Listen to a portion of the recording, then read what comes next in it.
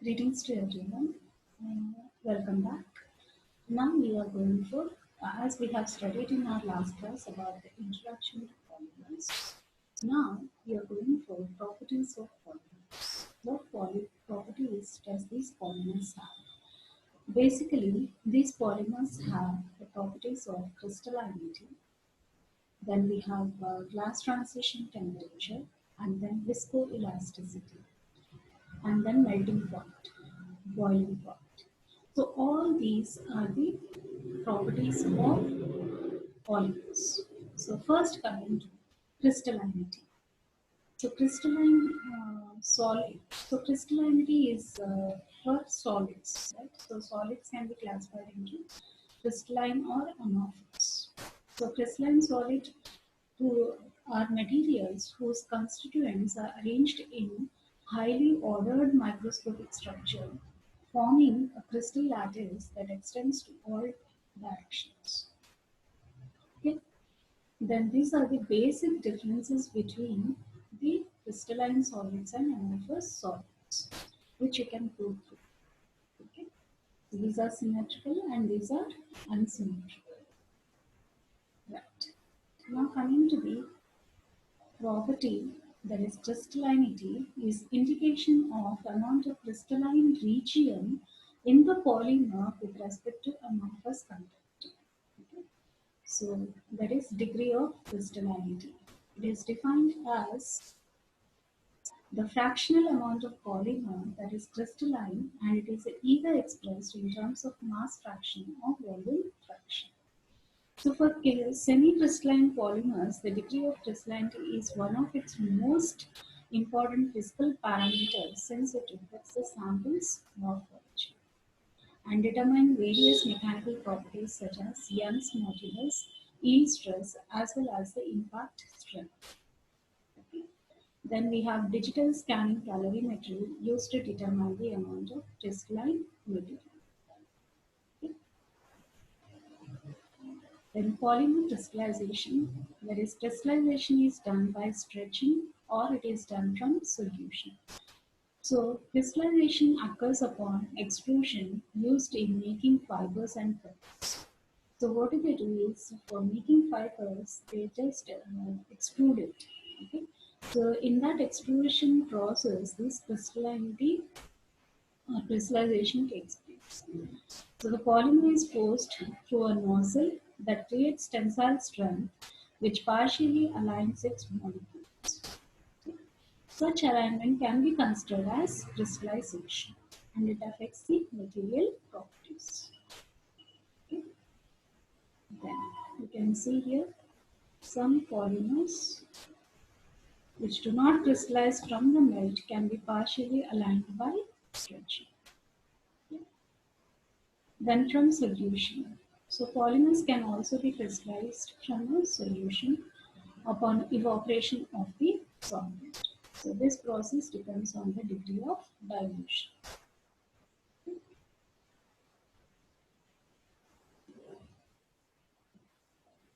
So all these things are not required.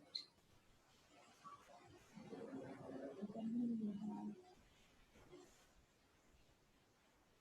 there is differential scanning calorimeter. Okay, X-ray diffraction studies you can do for a crystalline material.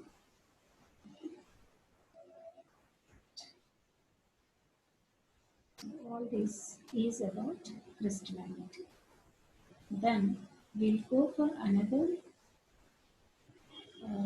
property that is called as glass transition temperature and viscoelasticity.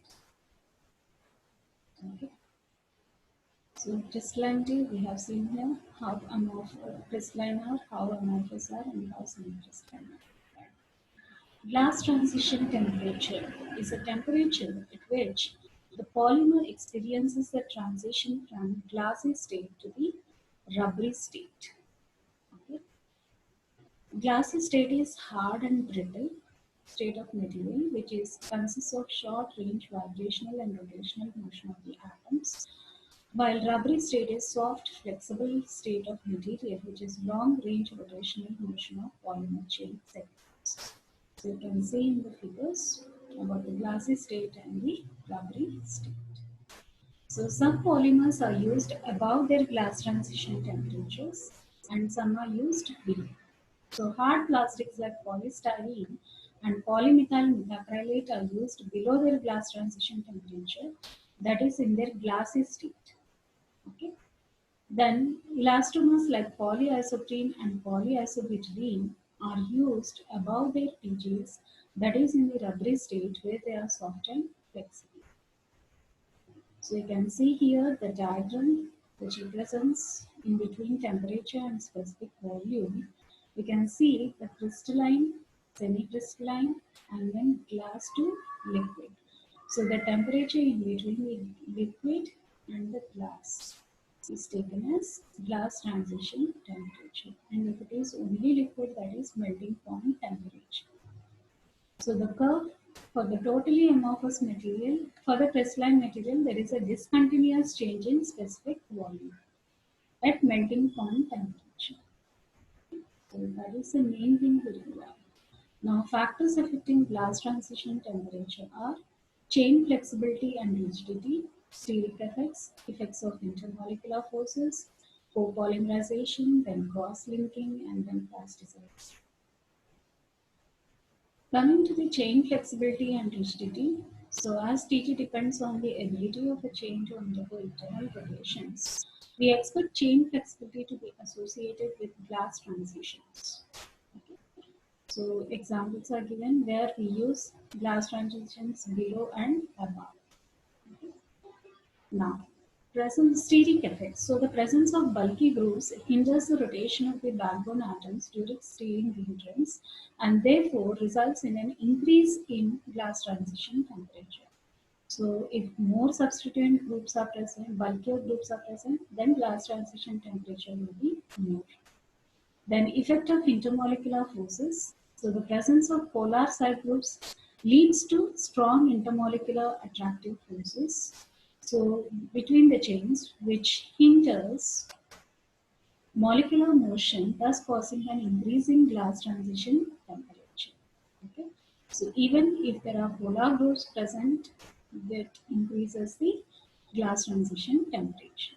Then coming to copolymerization, if two homopolymers prepared from the monomers have different TGs, then it is reasonable to expect their random copolymer. That is, if they have the same transition temperature, two different glass transition temperatures, then it is the product is taken as the average glass transition temperature.